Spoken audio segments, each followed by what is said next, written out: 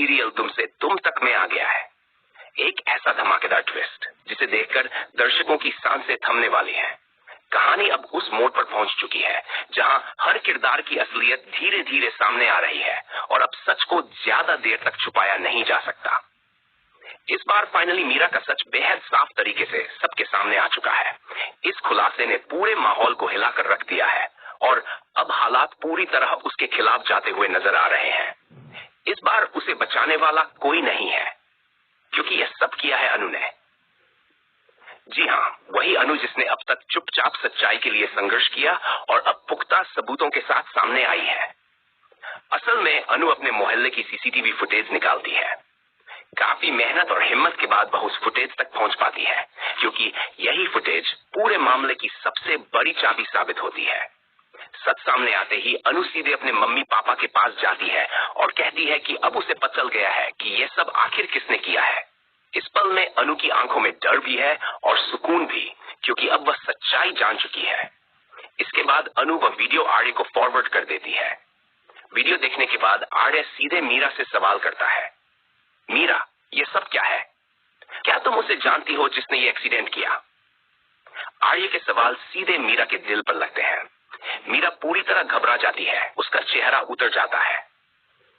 वह सफाई देते हुए कहती है कि आप मुझसे ऐसा सवाल क्यों पूछ रहे हैं? लेकिन बात यहीं खत्म नहीं होती। आर्य साफ कह देता है कि उसे शक है कि इस पूरे मामले में मीरा भी शामिल है।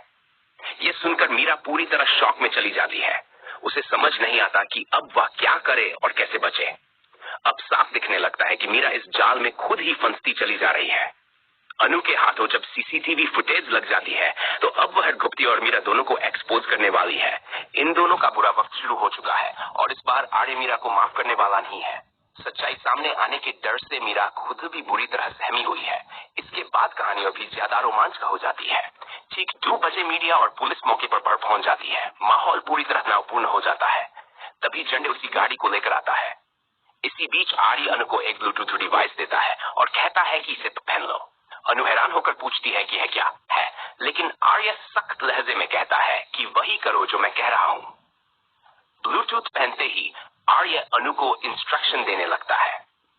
सबसे पहले गोपाल जी से गाड़ी चलाने को कहा जाता है, लेकिन गोपाल जी से गाड़ी स्टार्ट तक नहीं होती। यह साफ साबित हो जाता है कि वे एक्सीडेंट कर ही नहीं सकते। इसके बाद बारी आती है पुष्पा जी की। वह जैसे ही गाड़ी स्टार्ट करती हैं और आगे बढ़ाने की अभी यह बात पूरी तरह साबित हो जाती है कि न गोपाल जी ने और न ही पुष्पा जी ने कोई एक्सीडेंट किया था, बल्कि इस पूरे मामले में कोई तीसरा शख्स शामिल था।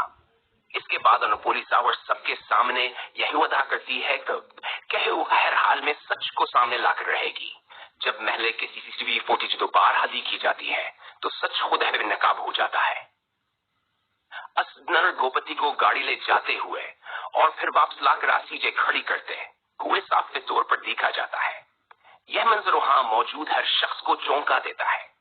अब यह बात बालक वाज़ेह हो जाती है कि आरवर्धन की मां गायत्री देवी का एक्सीडेंटल ढूंढे क्या था, न कि शर्मा जी ने। सिर्फ सामने आते हैं पूरे माहौल में एकदम तब्दीली आ जाती है।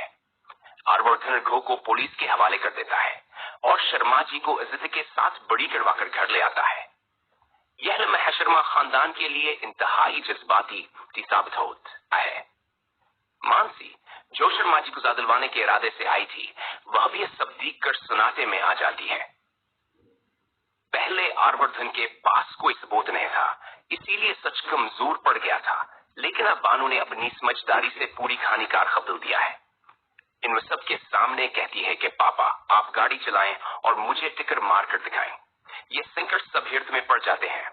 गाड़ी वक्त पर रोक ली जाती है और एक बार फिर साबित हो जाता है कि शर्मा जी बेकसूर है। अब खिल पूरी तरह पलट चुका है। इस रात न शर्मा जी ने गाड़ी चलाई थी और न ही पुष्पा जी ने, बल्कि गाड़ी घूने है चलाई थी। रघु को गिरफ्तार कर लिया जाता है और शर्मा जी जेल से इज्जत के साथ होकर बाहर आ जाते हैं। ये खबर पूरे महल्ले में आग की तरह फैल जाती है। मेरा के होशियार जाते हैं, क्योंकि हसी ने रघु के साथ मिलकर पूरे साजिश रची थी, लेकिन असबारस की हर चाल नाकाम साबित हो जाती है।